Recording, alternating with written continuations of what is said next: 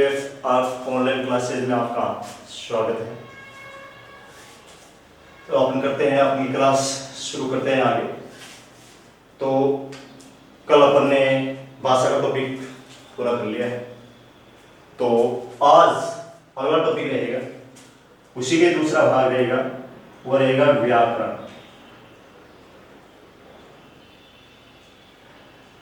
क्या रहेगा? व्याकरण। भाषा, व्याकरण,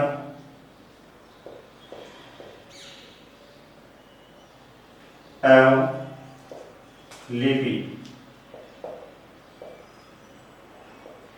तो अपन ने भाषा पढ़ ली, अब भाषा के बाद में पढ़ेंगे आज अपन व्याकरण। तो व्याकरण, प्रत्येक भाषा की अपनी एक व्याकरण होती, संस्कृत की अपनी व्याकरण, हिंदी की अपनी व्याकरण, अंग्रेजी भाषा की अपनी व्याकरण। तो प्रत्येक भाषा की अपनी अपनी क्या होती है? व्याकरण होती है। अब व्याकरण का देखो संधि विच्छेद, व्याकरण का संधि विच्छेद,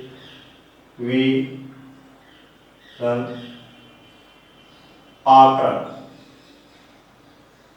या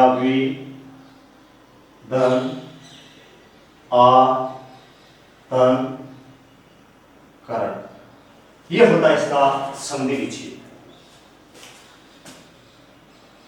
व्याकरण, यहां पर भी, यहां पर भी। अब यहां पर ई और ए समान स्वर आ, यहां पर भी ई ए समान स्वर आ। अब इसके बाद भी यहां पर एक वर्ण आ रहा है, यहां पर क्या आ रहा है? वर्ण, यानी पहले तो स्वर आ रहा है, बाद में क्या आ रहा है? वर्ण। इसमें देखो पहले स्वर आ रहा है, बाद में भी क्या आ रहा है? स्वर आ रहा है। तो ये वाला नियम और ये वाला रूप, दोनों रूप एक समान है, तो नियम यहां पर ही लागू होता है, यहां पर नियम लागू नहीं होता, परंतु यहां पर अपन है एक उपसर्ग है, उपसर्ग को अपन यहां पर अलग लिखना है। तो परत से पहले भी स्वर और बाद में भी स्वर, दोनों रूपों में दोनों स्वर है, स्वर चाहे कोई सा भी हो, हाश्य हो चाहे दीर्घ हो, परंतु दोनों क्या आ रहे हैं? स्वर। तो निश्चित है संधि कौन सी रहेगी? स्वर संधि रहेगी। यानी जब दोनों स्वर हो, या पहले स्वर या फिर बाद में व्यंजन हो, हमेशा संधि क्या रहेगी? स्वर संधि रहेगी। तो यहां पर पहले भी स्वर आ रहा है, बाद में भी स्वर आ रहा है, दोनों रूप में, तो संधि कौन सी रहेगी? स्वर। तो स्वर में कौन सी संधि रहेगी? स्वर में रहेगी यण स्वर संधि। अगर आपको पूछ लिया जाए, कोई पूछ ले कि व्याकरण का संधि विच्छेद क्या है, तो व्याकरण का संधि विच्छेद होता है वेधन आकरण या वेधन आधन करण, दोनों रूप की शुद्धि ध्यान रखना। यहां पर तो अपन यहां पर एक नियम लागू हो रहा है और यहां पर दोनों में समान नियम आ रहा है, हाश्वी प्लस आ, हाश्वी धन आ, एक ही नियम आ रहा है दोनों में, परंतु यहां पर अपने इस उपसर्ग को अलग निकाला है, रूप दोनों का एक ही है। तो यहां पर संधि कौन सी रहेगी? यण स्वर संधि रहेगी, यानी हाश्वी हो चाहे दीर्घ हो, उसके बाद अगर कोई सा भी समान स्वर आता है, असमान स्वर होता है, वो हमेशा हलंत ये में जुड़ता है। देख लो एक बार बता देता हूं, यहां पर इसका नियम हाश्वी या दीर्घ, फिर बाद में असमान स्वर, असमान स्वर। असमान का अर्थ होता है कि इन दो को छोड़कर कोई सा भी स्वर हो, तब असमान स्वर जो भी आएगा, उस असमान स्वर मिलेगा, वो किस में मिलेगा? हलंत ये में मिलेगा। तो यहां पर हाश्वी दीर्घी दोनों में से एक रूप आ रहा है, क्या आ रहा है? हाश्वी आ रहा है, रूप कोई सा भी हाश्वी हो चाहे दीर्घ हो, उसके बाद में असमान स्वर, तो असमान स्वर क्या आ रहा है? आ, तो असमान स्वर क्या रहेगा? आ, ये आ रहा है। अब असमान स्वर होगा, वो हमेशा किस में जुड़ता है? हलंत ये में जुड़ेगा। तो हलंत ये के अंदर असमान स्वर आ जोड़ने पर क्या बनेगा? या। ये रहा मूल शब्द के अंदर, मूल शब्द के अंदर आ रहा है क्यों? असमान स्वर आ किस में जुड़ेगा? हलंत ये में, हलंत ये में जुड़ने पर क्या बनेगा?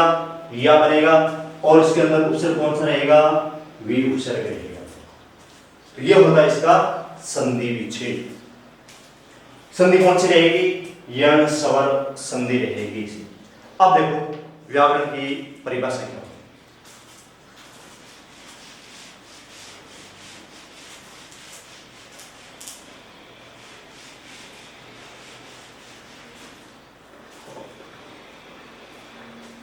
अब देखो इसमें व्याकरण की परिभाषा, किसी भाषा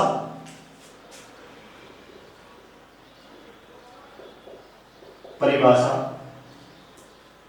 किसी भाषा को, अब देखो शब्द आ रहा है पहले, भाषा आ रहा है, भाषा से पहले आ रहा है कि किसी भी भाषा को शुद्ध रूप से लिखने और शुद्ध रूप से बोलने, किसी भी भाषा को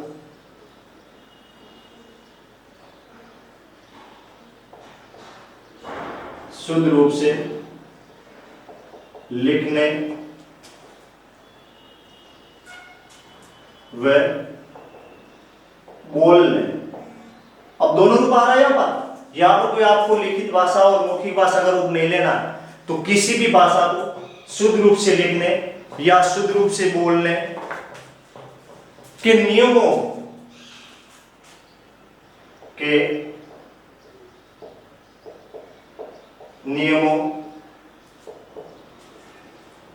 को व्याकरण कहते हैं, को व्याकरण कहते हैं, को व्याकरण कहते हैं। किसी भाषा को शुद्ध रूप से लिखने फिर बोलने के नियमों क्या कहते हैं? व्याकरण कहा जाता है। यानी कोई भी भाषा होती तो किसी, यानी प्रत्येक भाषा इतनी व्याकरण होती, मैंने पहले बताया था अभी आपको, तो किसी भी भाषा को शुद्ध रूप से लिखने और बोलने के लिए नियमों को ये क्या कहा जाता है? व्याकरण कहा जाता है। दूसरी परिभाषा देखो, वह शास्त्र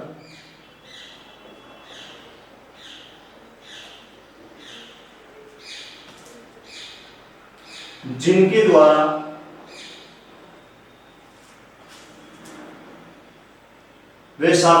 द्वारा किसी भाषा को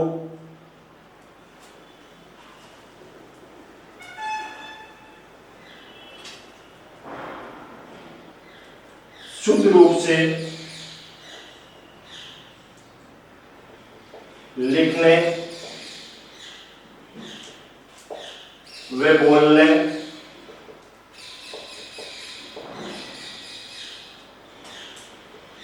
के नियमों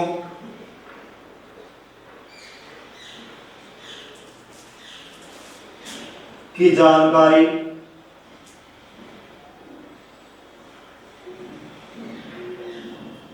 हो उसे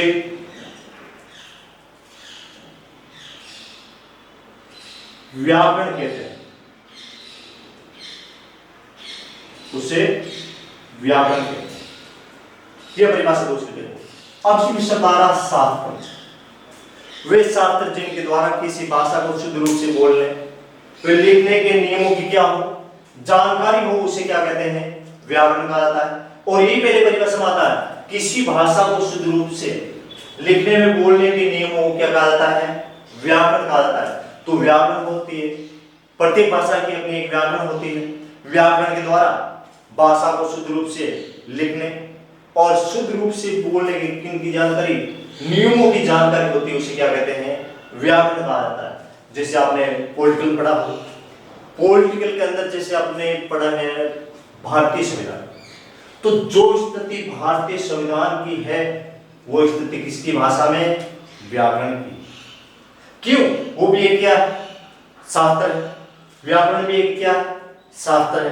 तो संविधान के अंदर वो कानून, वो नियम होते हैं जिनके द्वारा संपूर्ण राष्ट्र की शासन व्यवस्था को चलाया जाता है। तो संविधान है, संविधान के अंदर किसी राष्ट्र की शासन व्यवस्था चलाने के लिए नियम और कानूनों का क्या होता है, उसमें संग्रह होता है, और उन्हीं नियम की पालना करते हुए किसी देश या राष्ट्र की या राज्य की शासन व्यवस्था चलाई जाती है। तो जो रूप संविधान का है वही रूप भाषा में किसका रहेगा, व्याकरण का रहेगा। क्यों, व्याकरण के द्वारा किसी भाषा को कैसे शुद्ध लिखा जाता है, कैसे शुद्ध बोला जाता है, वो क्या कहलाती है, व्याकरण कहलाती है। क्यों, संपूर्ण नियमों की जानकारी किसके माध्यम से होती है, व्याकरण के माध्यम से होती है। जैसे हमने पढ़ा था अभी कि वर्ण, कोई वर्ण शुद्ध है या अशुद्ध, जानकारी व्याकरण से होती है। कोई भी वाक्य शुद्ध है या अशुद्ध, जानकारी व्याकरण से होती है। कोई भी पद शुद्ध है या अशुद्ध, नियमों की जानकारी किससे होती है, व्याकरण से होती है। तो संविधान का रूप, व्याकरण रूप एक ही होता है। संविधान का संबंध तो रहेगा किसी राष्ट्र के शासन व्यवस्था चलाने के लिए कानून और नियमों का जो संग्रहण है वो संविधान है, और वही किसी भी भाषा को शुद्ध रूप से लिखने और बोलने के नियमों का जो संग्रहण है, जो जानकारी मिलती है वो किसके द्वारा मिलती है, व्याकरण के द्वारा मिलती है।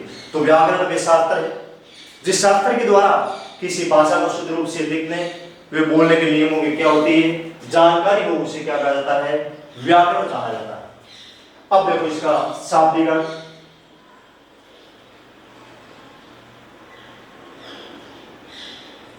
व्याकरण का शाब्दिक अर्थ, व्याकरण का शाब्दिक अर्थ। अब व्याकरण अपन ने अभिसंधि विच्छेद पढ़ा, व्याकरण की अपन ने परिभाषा ये पढ़ ली। अब आता है व्याकरण का शाब्दिक अर्थ क्या होता है, यानी इसका कोई एक शाब्दिक अर्थ दिया जाता है। तो व्याकरण का शाब्दिक अर्थ होता है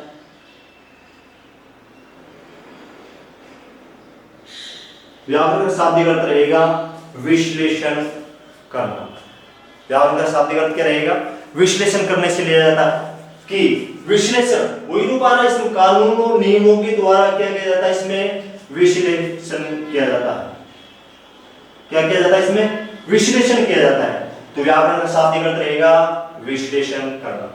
तो ये होगी इसकी परिभाषा और ये हो गया व्याकरण का शाब्दिक अर्थ। तो विश्लेषण किनके द्वारा, नियमों के द्वारा विश्लेषण किया जाता है कि शुद्ध है या अशुद्ध है। कोई शब्द हो, कोई वाक्य हो, चाहे कोई उपवाक्य हो या फिर कोई पद हो, उसका विश्लेषण किनके द्वारा किया जाता है, व्याकरण के द्वारा किया जाता है। क्यों, व्याकरण के अंदर क्या होते हैं, नियम होते हैं। उन्हीं नियमों के आधार पर उस वाक्य या पद या शब्द का विश्लेषण किया जाता है कि शुद्ध है या अशुद्ध है। तो ये रहेगा व्याकरण की परिभाषा। व्याकरण का शाब्दिक अर्थ विश्लेषण करने से लिया जाता है। अब रहेंगे इसमें व्याकरण होते हैं, व्याकरण के अंतर्गत निम्नलिखित अंग होते हैं। व्याकरण के अंदर क्या होते हैं, कुछ अंग होते हैं और उन्हीं अंगों के आधार पर व्याकरण के रूप को विभक्त किया गया है। तो अभी मैंने आपको बताया था कि व्याकरण के जो अंग है, जो अपन ने अभी पढ़ा था,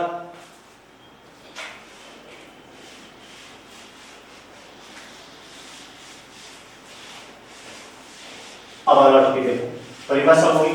व्याकरण का शाब्दिक अर्थ हो गया, व्याकरण का संधि विच्छेद हो गया।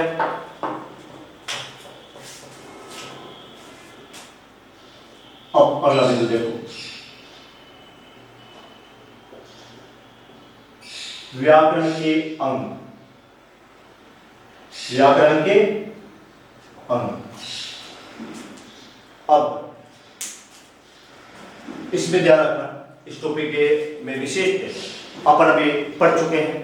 अब मैं इसको बारे में विस्तृत बता दूंगा आपको। जैसे अपन ने अभी भाषा के अंग पढ़े थे, भाषा के अंग पढ़े थे, उस भाषा के अंग के अंदर जो पहला अंग था वो व्याकरण का अंग में नहीं लेना है। तो पहला अंग उसमें ध्वनि था, ध्वनि इसमें नहीं लेना, तो इसमें पहला अंग रहेगा व्याकरण में, देखो वो रहेगा वर्ण विचार। वर्ण विचार ये रहेगा व्याकरण का पहला। तो अपन ने अभी 5 अंक पढ़े थे, वो भाषा के अंक पढ़े थे 5, परंतु भाषा के 5 अंकों में से आपको ध्वनि को छोड़ करके संपूर्ण अंक किसमें आएंगे, व्याकरण के अंदर आएंगे।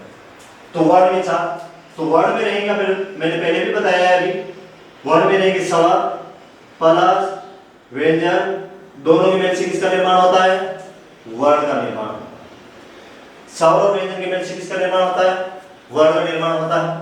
स्वर रहेंगे 11, व्यंजन रहेंगे 33, वर्ण रहेंगे 44। मैं आपकी जानकारी के लिए बता देता हूं, आपको इसमें इतना पाठ्यक्रम में विस्तृत नहीं दिया गया है, आपको इतने दिए गए हैं वर्ण विचार। पर वर्ण विचार में स्वर व्यंजन दोनों के मेल से क्या बनता है? वर्ण बनता है। और स्वर रहेंगे 11, व्यंजन रहेंगे 33, वर्ण रहेंगे 44। जैसे अब स्वर भी रहेंगे इसमें और व्यंजन भी रहेंगे। स्वर देखो के, चे, टे, ने, कोई सा भी ले लो, ए, आ, उ, ये सभी क्या कहलाएंगे? वर्ण कहलाएंगे। ये सभी क्या कहलाएंगे? वर्ण कहलाएंगे। ये भी वर्ण आ रहा है और ये यहाँ पर स्वर आ रहा है और यहाँ पर व्यंजन आ रहा है, तो दोनों ग्रुप आ रहा है नहीं आ रहा है? कहलाएंगे क्या? वर्ण कहलाएंगे। तो वर्ण विचार होता है जिसमें इसके अंतर्गत वर्णों के से संबंधित उनकी शब्द निर्माण प्रक्रिया का उल्लेख किया जाता है। यानी व्याकरण में वर्ण विचार होता है। वर्ण विचार के अंदर जो स्वर होते हैं या वर्ण होते हैं, वर्णों के स्थान और उनके शब्द का निर्माण से संबंधित क्या किया जाता है? इसमें उल्लेख किया जाता है। देखो इसके अंतर्गत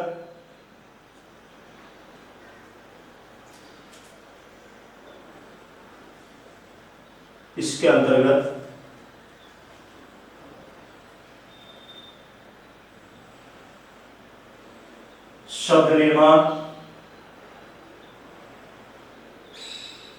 अब देखो उसमें शब्द निर्माण क्यों आ रहा? पढ़ तो पढ़ रहे हैं क्या? इसमें वर्ण पढ़ रहे हैं और नाम क्या आ रहा है? इसमें शब्द आ रहा है। क्यों? मैंने बताया था कड़ी से कड़ी जुड़े हुए हैं कि वर्णों के मेल से किसका निर्माण होता है? शब्दों का निर्माण होता है। तो इसके अंतर्गत शब्द निर्माण यानी वर्णों के मेल से शब्दों का क्या होता है? निर्माण होता है। शब्द बनता तो किससे बनता है? वर्ण से बनता है। जैसे अपन ने पहले अभी बनाया था कमल, के, मैं और ले, वो तीनों क्या थे? वो तीनों वर्ण थे और उसके बाद में एक शब्द बना था कमल। तो कमल क्या बना था? वो शब्द के रूप में नहीं हुआ। तो इसके अंतर्गत शब्द निर्माण, रूप। अब देखो एक तो शब्द का निर्माण, एक इसमें क्या होता है? शब्द रूप होता है। उस प्रक्रिया का क्या होता है? उल्लेख किया जाता है। रूप का उल्लेख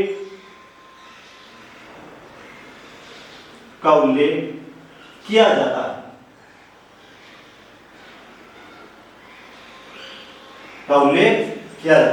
अब आप चाहिए इसमें कोई से भी उदाहरण ले सकते हो। जैसे आपने पहले लिया था, अभी कमल लिया था। कमल का उदाहरण यहीं से लिया था वर्ण विचार भाषा के अंदर। यहीं से आप चाहिए कोई सा भी ले लो। इसमें निर्माण किसका रहेगा? शब्द का निर्माण होता है और उसके रूप का क्या किया जाता है? इसमें उल्लेख किया जाता है। तो व्याकरण का पहला टॉपिक क्या रहेगा? वर्ण विचार रहेगा। अब इसके आपको परिभाषा की आवश्यकता नहीं। अब वर्ण की परिभाषा क्या होती है? वर्ण की परिभाषा होती है कि भाषा की सबसे छोटी इकाई होती है, वो क्या कहलाती है? वर्ण कहलाती है। और हिंदी वर्णमाला वर्णों की संख्या कितनी होती है? 44 होती है। अब इसी में ध्यान रखना, एक आता मूलते वर्ण, मूलते वर्ण। मूलते वर्ण होते हैं वो 52। मूलते वर्ण कितने होते हैं? 52। और वैसे कितने होते हैं? 44 होते हैं। 44 कौन से? 11 स्वर और 33 व्यंजन क्या कहलाएंगे? वर्ण कहलाएंगे। तो ये रहेगा व्याकरण का पहला अंग रहेगा, वो रहेगा वर्ण विचार, जिसमें शब्दों के निर्माण की प्रक्रिया क्या होता है? इसमें उल्लेख होता है और इसमें उच्चारण से संबंधित भी जानकारी होती है कि इनका उच्चारण कैसे होता है। अब देखो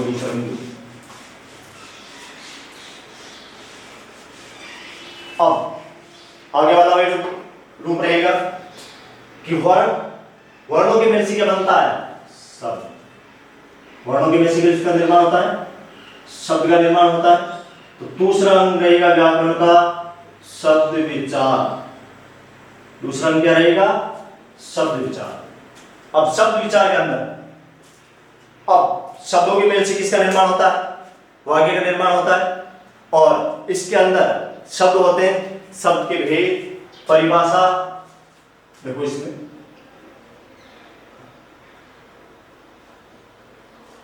शब्द की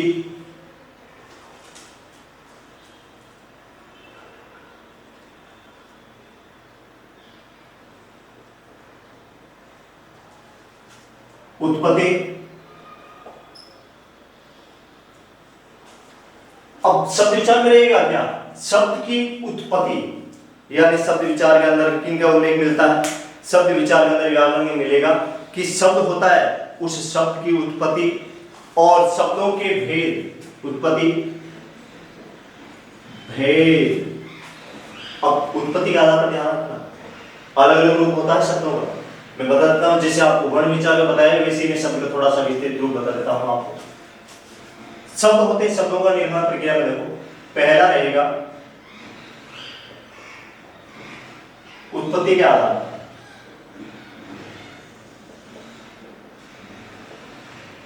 उत्पत्ति के आधार पर शब्दों के जो भेद होते हैं वो चार होते हैं। पहला तत्सम, तद्भव, भेषज और अंतिम रहेगा विदेशज।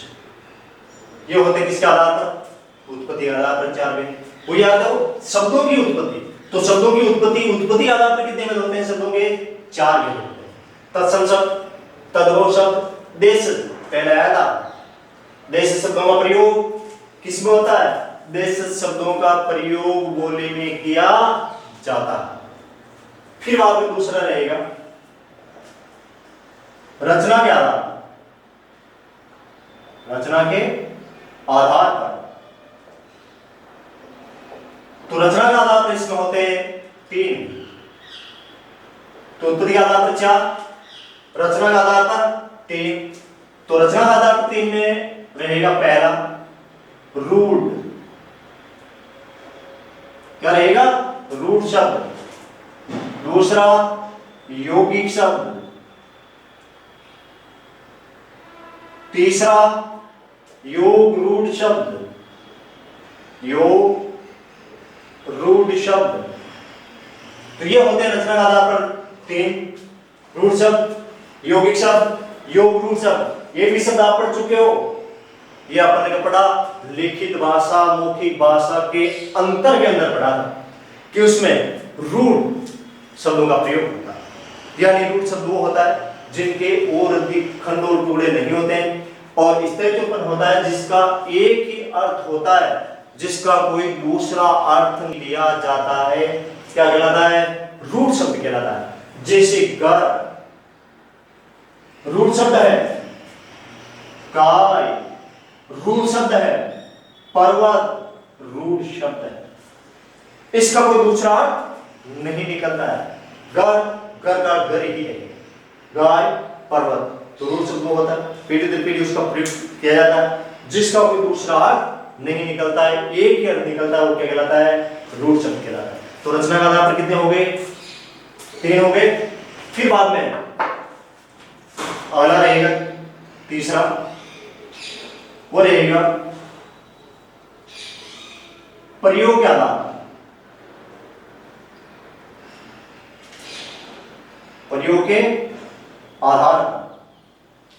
अब प्रयोग के आधार पर दो रहेंगे। एक तो रहेगा विकारी और दूसरा रहेगा अविकारी। विकारी हो अविकारी शब्द। तो विकारी शब्द रहेंगे वो कितने रहेंगे? चार। संज्ञा, सर्वनाम, क्रिया, विशेषण। अविकारी रहेगा एक, अव्यय। तो प्रयोग आधार पर दो भेद होते हैं, विकारी शब्द, अविकारी शब्द। विकारी शब्दों में रहेंगे चार, तो चार में रहेंगे संज्ञा, सर्वनाम, क्रिया और विशेषण। फिर रहेगा अविकारी, अविकारी में रहेगा अव्यय। उसके बाद आता है अंतिम। अंतिम इसमें रहेगा, वो रहेगा अर्थ के आधार पर। अर्थ के आधार पर, अर्थ के आधार पर भेद होते हैं इसमें, वो रहेंगे एकार्थक शब्द, अनेकार्थक शब्द, ध्वन्यात्मक शब्द, विलोम शब्द, पर्यायवाची शब्द, शब्द समूह के लिए एक शब्द, ये सभी किसमें रहेंगे? अर्थ के आधार पर भेद में। तो बाकी अधिकांश व्याकरण में जो भाग होता है वो अधिकांश किसमें रहेगा? अर्थ के आधार पर भेद में माना जाता है। तो यहां पर देखो शब्द की उत्पत्ति और भेद ये रहेंगे चार भेद। इनके उपभेद रहेंगे वो अलग है, परंतु मुख्य कितने आ रहे हैं? चार आ रहे हैं। उत्पत्ति के आधार पर चार भेद, रचना के आधार पर तीन भेद, प्रयोग के आधार पर दो, दो में फिर विकरी में चार रहेंगे और ए विकरी में एक रहेगा। यहाँ पर तत्सम आ रहा है, तत्सम में के बाद तद्भव, देशज और विदेशी। ये तो उत्पत्ति के आधार पर, उत्पत्ति आधार पर चार भेद। तो देखो शब्दों की उत्पत्ति, तो उत्पत्ति में तो ये आ रहे हैं तत्सम, तद्भव, देशज और विदेशज यानी विदेशी शब्द। तो विदेशी शब्द में देखो इधर विदेशी भाषा जैसे अरबी, फारसी, पुर्तगाली, चीनी, डच, ये संपूर्ण किस में रहेगी? विदेशज में रहेगी। देशज में स्थानीय बोलचाल लगी है, ध्वन्यात्मक शब्द इसी में रहेंगे। और तत्सम और तद्भव, तो तत्सम में रहेंगे संस्कृत भाषा के शब्द और तद्भव में रहेंगे हिंदी भाषा के शब्द। तो ये हो गया याद तक। थोड़ा सा मैंने आपको इसमें विस्तृत बता दिया, अब आगे देखो हो गया ना उत्पत्ति, ये पहला उत्पत्ति का आधार भेद।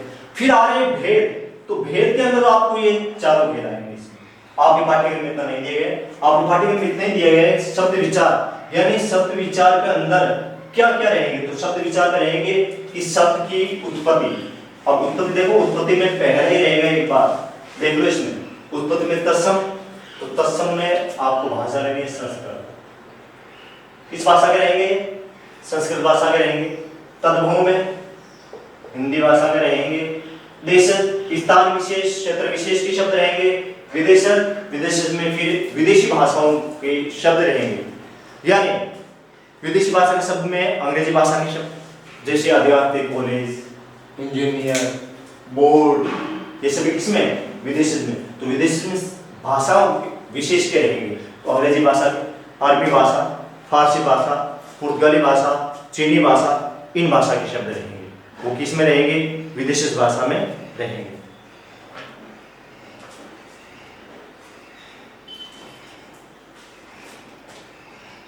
भेद, उत्पत्ति और अब देखो भेद भी रहेंगी। भेद के साथ में इस शब्दों की उत्पत्ति होती है और उत्पत्ति के साथ साथ में इसमें रचना आदि, रचना आदि का उल्लेख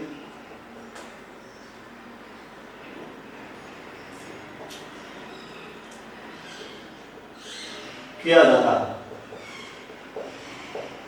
वही आ रही है आप देखो रचना, भेद और उत्पत्ति, यानी शब्द होते हैं। शब्दों के मैंने अभी आपको चार रूप बताए हैं। उन चारों रूपों का उल्लेख आपको किसमें मिलेगा? शब्द विचार में मिलेगा, जिसमें शब्द की उत्पत्ति कहां से हुई, या फिर रचना क्या है? आधार पर शब्दों का अध्ययन, और इनके साथ में जो भेद होते हैं शब्दों के, उन भेदों का वर्णन किसमें किया जाता है? शब्द विचार में किया जाता है, आदि का उल्लेख किया जाता है। और इन सभी का अध्ययन, जैसे अपन अभी चार पढ़े, उत्पत्ति के आधार पर इनका अध्ययन, रचना के आधार पर इनका अध्ययन, और अर्थ के आधार पर इनका अध्ययन, प्रयोग के आधार पर इन सभी का जो अध्ययन किया जाता है वो किसमें किया जाता है? शब्द विचार में किया जाता है। तो शब्दों के उत्पत्ति, उनके भेद, उनकी रचना के आधार पर भेद, जो भी वर्णन किया जाता है, उल्लेख होता है, अध्ययन किया जाता है, किसमें किया जाता है? शब्द विचार में किया जाता है। तो वर्णों में तो वर्ण का स्थान, उनका अध्ययन किया जाता है, और शब्द के अंदर उत्पत्ति के आधार पर या रचना के आधार पर उनका अध्ययन किया जाता है किसमें? शब्द विचार में। इसके बाद में आगे आता है, वही कर लेना आपको, पद विचार।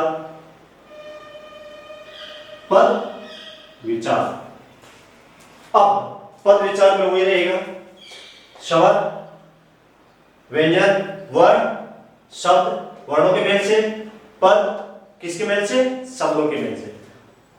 तो पद विचार होता है जिसके अंदर इसमें शब्द से निर्माण प्रक्रिया, शब्द से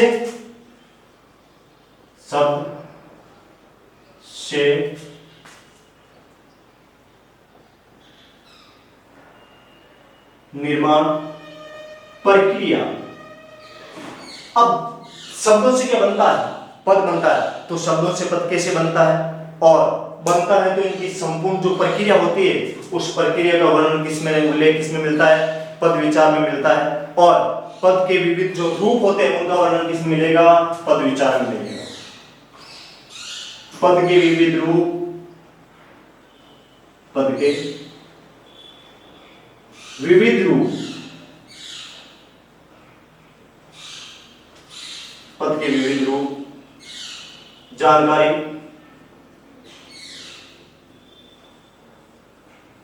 यह होता है इसमें, किसमें? पद विचार में। तो शब्दों से निर्माण प्रक्रिया, यानी शब्दों से बनता क्या है? पद बनता है। उन प्रक्रिया का उल्लेख पद विचार, और इनके साथ में पद के विविध रूप की जानकारी। पद होता है उसका जो विविध रूप होता है उसकी जानकारी पद विचार से मिलती है। और पद का निर्माण किससे होता है? शब्दों के मेल से होता है, और इनके साथ में कार्य व्यक्ति का प्रयोग किया जाता है।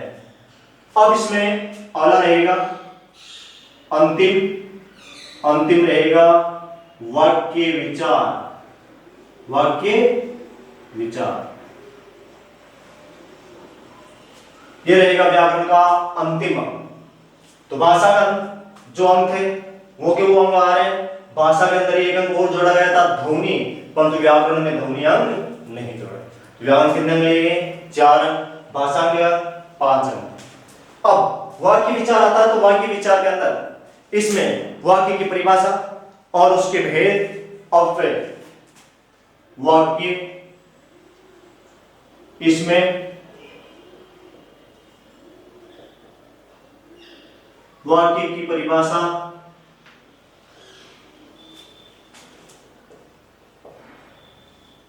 वाक्य की परिभाषा व भेद। अब देखो, एक तो इसमें वाक्य की परिभाषा रहेगी और इनके साथ साथ में भेद भी रहेगा।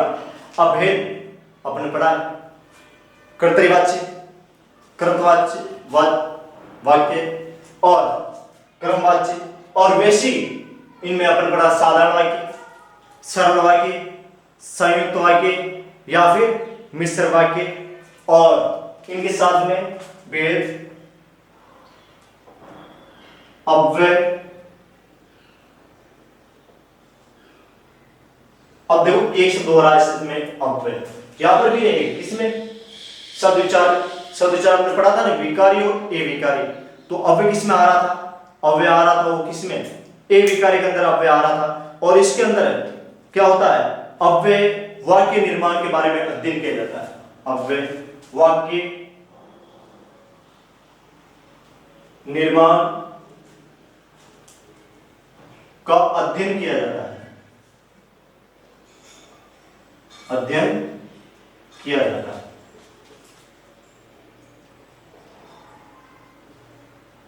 अध्ययन किया जाता है। तो वाक्य विचार होता है इसमें, वाक्य की परिभाषा, वाक्य के भेद और अव्यय द्वारा वाक्य का निर्माण किया कैसे किया जाता है, इसका अध्ययन किसमें किया जाता है? वाक्य विचार में किया जाता है। तो ये रहेंगे व्याकरण के अंग। तो वर्ण विचार, स्वर्ण व्यंजन से इसका निर्माण होता है। शब्द का निर्माण वर्णों के साथ मेल से क्या बनता है? शब्द बनता है। और शब्दों के साथ मेल और विभक्ति से क्या बनता है? पद। और वाक्य का निर्माण शब्दों के साथ समूह से किसका निर्माण होता है? वाक्य का निर्माण होता है। तो ये रहेगा आपका व्याकरण।